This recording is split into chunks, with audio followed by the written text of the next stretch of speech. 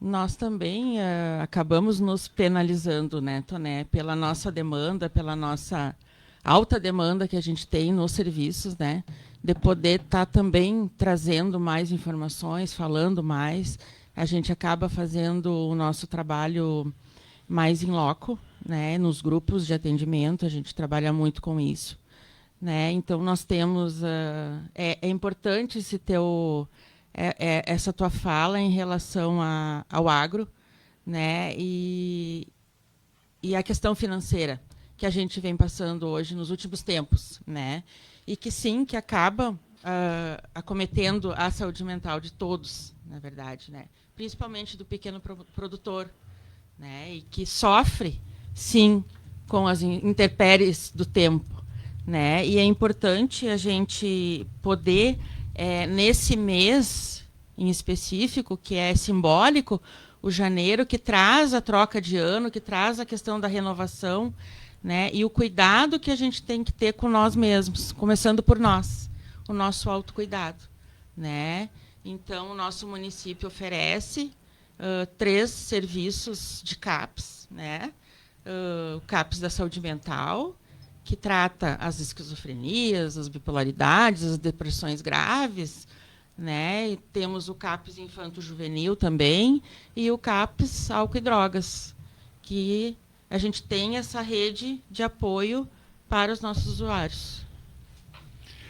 E a demanda, Patrícia, como é que tá a procura por esse serviço? Ele é espontâneo ou vocês fazem busca ativa? As duas formas, tá? Mas é muito mais na ótica da espontaneidade, né? Os nossos serviços eles trabalham de uma forma de portas abertas, né? Não precisa fazer um agendamento para fazer o primeiro acolhimento, o primeiro atendimento, né? A pessoa chega lá e é atendido por um técnico do serviço que vai fazer este acolhimento, e também são feitos encaminhamentos da rede, da escola, da UPA, do hospital, de todos a rede de atenção que se tem, dos CREAS, dos CRAS, né, da assistência. Então, são as duas formas de ingresso nos serviços. Eu ouço falar que vocês atuam muito no HCB também, porque às vezes as pessoas são levadas para lá num surto, num momento de crise, e aí vocês têm que intervir, é isso? Exatamente. No momento de surto psicótico, no momento de uma crise mais grave, a gente tem que chamar o SAMU, né, e fazer a condução até o HCB para fazer essa parte mais emergencial. A gente não trabalha na ótica do surto, mas sim da crise, né, porque nós não temos o médico 24 horas, enfim, a gente não trabalha nessa ótica, né? A gente trabalha numa ótica mais do autocuidado, né? Do grupo, né? E do fortalecimento dos vínculos. Patrícia, não é, então, pelo que eu entendi, uh, não é nem de prevenção, porque o problema está colocado, né? Ele já está presente. Vocês atuam para reduzir ou talvez zerar a dificuldade daquela pessoa. Mas ela, quando vocês intervêm, o problema psicossocial está posto. Está posto, está posto. Né? A gente faz um trabalho de prevenção na questão da informação, né? Mas ele já chega com os sintomas já. É diferente de uma vacina, né? É que diferente. A gente faz uma vacina, na área da diferente. medicina, né? Faz uma vacina, então a gente está imunizado. A questão mental, ela não tem imunização.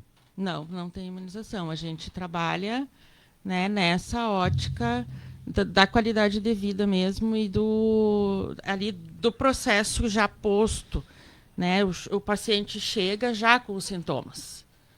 Né? Então, a gente trata já os sintomas. Então, com uma equipe, a gente tem uma equipe multidisciplinar nos 3 CAPs, né? De enfermeiros, técnicos de enfermagem, assistente social, psicólogos, psiquiatra, clínico geral, né? Então a gente faz esse atendimento já posto, né? Patrícia, para o leigo, para mim, para pessoas menos informadas, A gente fica sempre pensando, o que vem à mente em primeiro lugar, assim, eu vou lá conversar com psicólogo, psiquiatra e tal, e vou ser tratado com técnicas específicas dessas especialidades, né, que vão me ajudar a superar essa crise. Mas, na verdade, em muitos casos, os profissionais eles optam também por acompanhar com medicamentos.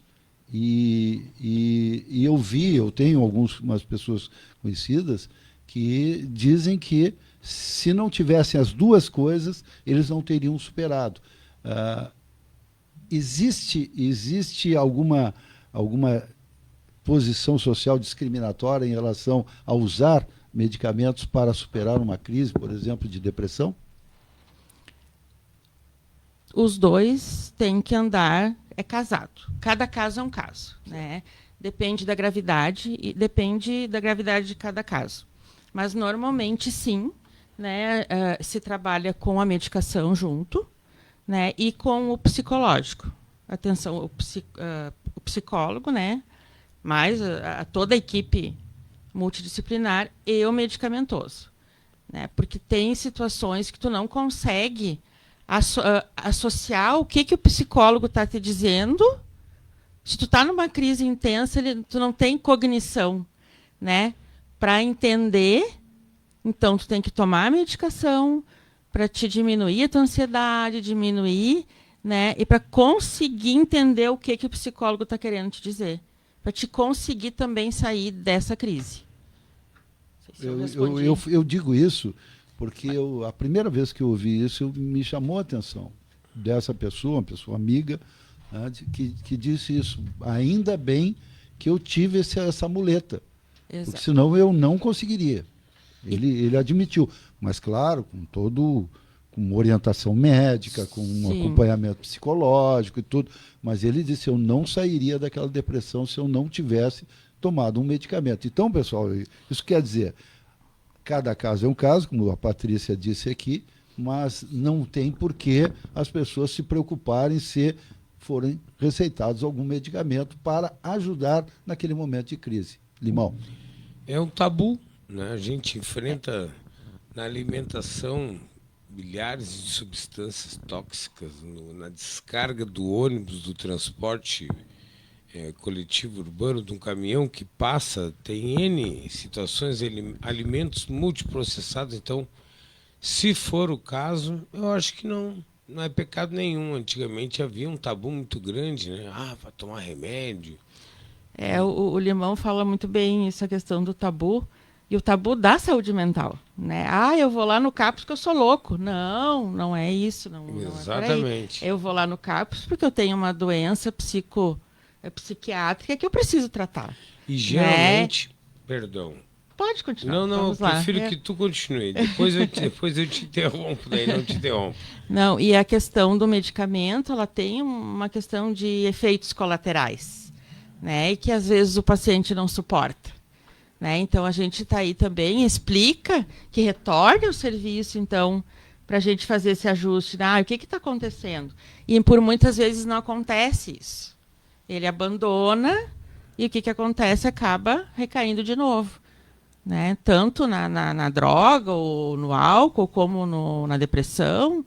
Então, isso é muito importante, né? A gente deixar claro e que o medicamento faz parte do tratamento. Né? Patrícia, como é que entra a família nessa história? Ponto muito importante também, o apoio familiar. Né? Nosso público vem de uma fragilidade já econômica, social, né? Então a família às vezes não consegue dar esse suporte ao paciente, mas ela é importante, é fundamental que caminhe junto. Né? Não como amuleto, mas como fortalecimento, né, de cuidado. Porque a família acaba sofrendo, às vezes, mais até do que o próprio usuário de álcool, drogas, ou do que o paciente que está deprimido, ou que está com algum transtorno.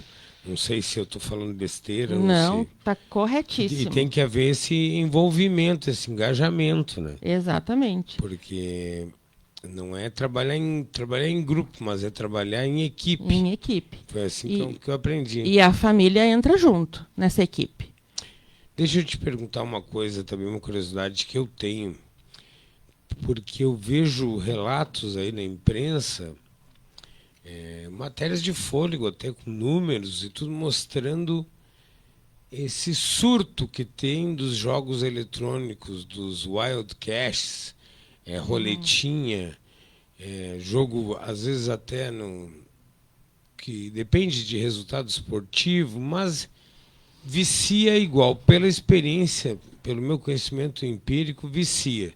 Vicia. Tem gente Tigrinho. que é viciado. O Tigrinho teve foi o Rafael Quadros, que esteve conosco na semana passada, que é o presidente da CACISC. Então ele é empresário, convive muito nesse métier de empresários. Ele contou o caso, claro que ele não deu nomes, né? Uhum. Mas ele só, um amigo meu perdeu 40 mil aí no sábado de tarde. E a gente sabe de relatos de pessoas que perdem quantias assustadoras de dinheiro, estratosféricas mesmo, de 100, 200 mil reais, e outros estão pedindo R$5 no Pix, me manda R$5.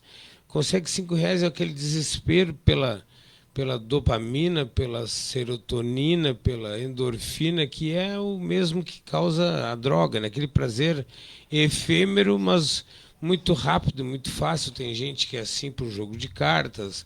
Já existia, inclusive, grupos, irmandades para tratamento de pessoas com vício em telesexo, em jogos de azar, cartas, e agora com essa franca evolução, para não dizer esse boom, essa explosão desses jogos eletrônicos, já teve gente, porque a pessoa que está com vício, ela tende a mentir para si mesma e mentir para todo mundo, dizer tudo que for necessário para perpetuar o próprio vício.